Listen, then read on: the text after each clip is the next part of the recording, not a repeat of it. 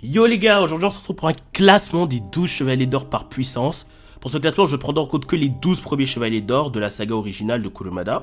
On n'aura donc pas de Seiya du Sagittaire, Kanon des Gémeaux ou de Shiryu de la Balance. Effectuer un classement des 12 chevaliers d'or n'est pas chose aisée, mais selon moi on peut les scinder en 3 groupes. Les nuls, les moyens et les forts. Ça va être donc assez dur pour les classer, surtout les moyens, hein, car c'est ceux qui se valent le plus pour moi. Je prendrai pour principale caractéristique la puissance, mais également ce qu'ils ont montré dans le manga. Assez bavardé, commençons sans plus tarder.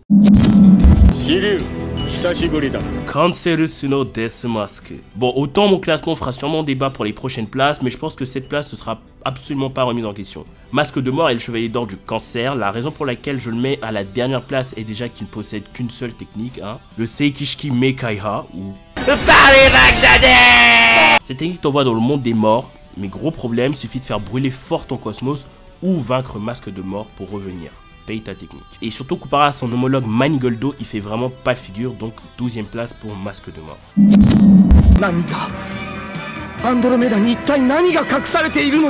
Pisces no Aphrodite. Aphrodite est le chevalier d'or des poissons. Tout comme Masque de mort, il connaît l'identité du pop. Il lui obéit tout en sachant qu'il est mauvais. Bon, je l'ai mis au-dessus de Masque de mort, mais ça joue vraiment pas à grand chose, hein. Pour moi, c'est les deux plus nuls chevaliers d'or. Aphrodite se bat avec 3 types de fleurs. Des fleurs démoniaques qui sont des fleurs empoisonnées et qui fait perdre des 5 sens à l'adversaire avant de le faire mourir lentement. Les roses piranha qui déchiquettent tout ce qu'elle touche. Et les roses sanguinaires qui est une rose blanche qui, une fois plantée dans ton corps, aspirera tout ton sang. Là encore, il contraste avec son homologue de Los Cadvas Albafica, mais également avec son homologue de Next Dimension Cardinal qui est franchement stylé, je trouve. Il sera donc défait par Shun qui, si il l'avait voulu, même aurait pu le vaincre bien plus rapidement. Il reviendra plus tard dans l'asque Hadès avec le masque de mort afin de prendre la tête d'Athéna, mais sera très facilement balayé par lui en une seule attaque. Voilà ce que pour moi ces deux chevaliers là sont les deux plus faibles. Taurus no Aldebaran. Et là, je sais que ça va faire débat, puisqu'on rentre dans les chevaliers de niveau moyen. Aldebaran est le chevalier d'or du taureau, et c'est le plus imposant physiquement des chevaliers d'or. Son attaque, la corne du Ko, ou Great Horn, consiste à décroiser les bras super rapidement et balancer une explosion de cosmos. Il est l'adversaire contre lequel Seiya s'éveillera au 7ème sens pour la toute première fois, et s'il est aussi bas dans mon classement, c'est parce qu'il a vraiment 0 combat référence. Les chevaliers d'or ont tous pour la plupart un combat qui montre leur puissance et leur ténacité, mais c'est pas vraiment le cas pour Aldebaran. Contre Seiya, bon, il s'est pas vraiment battu, et contre Sorrento, il s'est fait one shot. Donc 10ème place pour Aldebaran du taureau.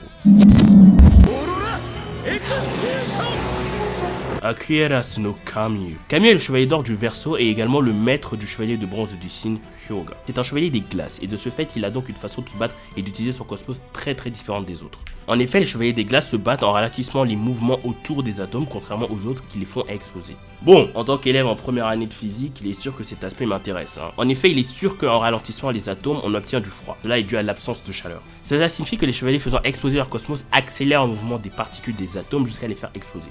Lorsqu'un atome explose, il libère énormément d'énergie. Voilà, ça servait en gros à rien de dire ça, mais j'avais envie d'en parler. Pour en revenir à Kamiu, si je l'ai mis assez bas, c'est parce qu'il n'a jamais pu atteindre le zéro absolu. Cependant, il est très proche des deux suivants.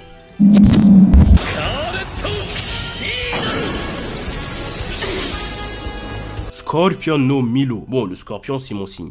L'ironie du sort fait que son classement correspond au numéro de sa maison aussi. Pour le coup, Milo a des attaques typiques de sa constellation. Si jamais tu te fais toucher par 15 de ses aiguilles écarlates, tu meurs. Il affrontera Yoga mais le laissera passer après avoir vu sa détermination. C'est un chevalier extrêmement sadique. Capricorn no Shura. Shura est le chevalier le plus dévoué à Athéna, mais il perdit la foi en elle et se tourna vers le grand pop maléfique. Il est très connu pour sa fameuse épée Excalibur et il se fera battre par Shiryu après avoir ouvert les yeux. Il donnera donc son épée à celui-ci pour qu'il puisse protéger Athéna à sa place. Il reviendra dans l'arc Hadès aux côtés de Saga et de Kamiu pour prendre la tête d'Athéna. Aries no Mu. Mu est le réparateur de Jamir.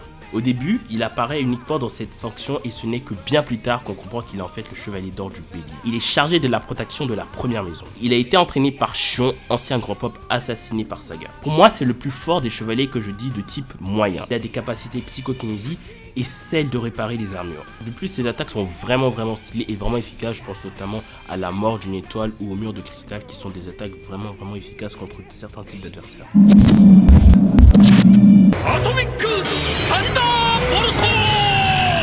Sagittarius no Aiolos. Là, on entre dans la cour des grands.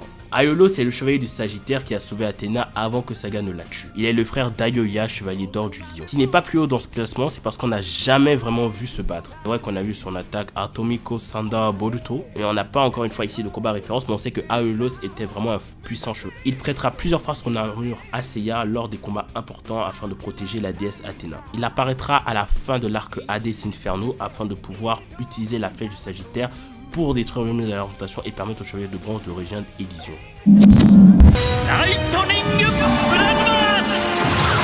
Bon, on a fait le grand frère, maintenant on fait le petit frère. Aiolia est le frère de Aiolos. Il a grandi toute sa vie en pensant que son frère était un traître. Il a supporté moqueries et crachats en gardant en tête son objectif de devenir chevalier d'or du Lion. Aiolia a beau faire partir des plus jeunes, il est stipulé plusieurs fois dans l'anime et dans le manga que c'est l'un des chevaliers d'or les plus puissants. Il exploite vraiment très bien la vitesse de la lumière dans ses attaques avec son Lightning Plasma ou le Lightning Boruto. Il fait partie des premiers chevaliers d'or à rallier la cause de la véritable Athéna, Saori Kido.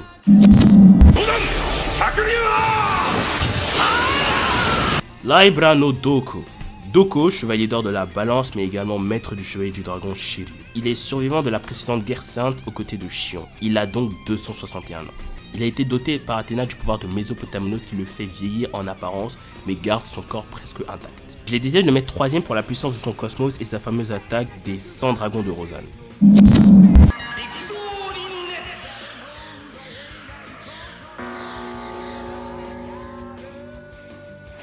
Barugu no Shaka. Bon, je pense que j'ai pas vraiment besoin de le présenter. Lui, j'ai déjà fait une vidéo de 10 minutes qui lui est complètement dédiée, donc je t'invite à aller la voir. Shaka est l'homme le plus proche des dieux. Il possède des pouvoirs surnaturels et une très grande panel de techniques. Il sera le premier à découvrir le véritable objectif des renégats, c'est-à-dire Saga, Camus et Shura, et à le communiquer à Athéna. Il sacrifiera sa vie afin d'aller avec Athéna en enfer.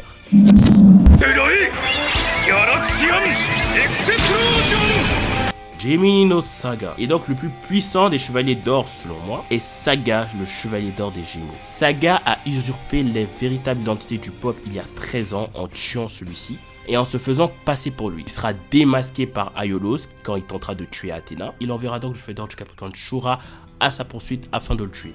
13 ans plus tard, après avoir été libéré du mal qui l'entourait, il se suicida en signe de rédemption envers la véritable Athéna. Si je devais ajouter des mentions honorables qui ne sont pas dans l'histoire directe de Kurumada, déjà il y aurait Manigoldo du cancer. Pour moi, Teshiroge a réussi à faire d'un chevalier d'or que tout le monde détestait un chevalier d'or que tout le monde a apprécié dans The Lost Canvas. Manigoldo est vraiment charismatique et il m'a personnellement très marqué. Ensuite, il y aurait Canon des Gémeaux, parce qu'il a joué un rôle très important dans la bataille contre Hades. Et enfin, je citerai Abel et Cain dans Eximotion pour l'histoire et pour toute la symbolique qu'il y a derrière. Voilà, cette vidéo est donc terminée et je t'invite à liker et t'abonner si elle t'a plu. C'est super important de vous abonner et de liker, ça m'aide pour le référencement. Si jamais t'es pas d'accord, je t'invite à mettre ton classement des 12 chevaliers d'or dans la description. Et moi je vous dis à bientôt pour une nouvelle vidéo.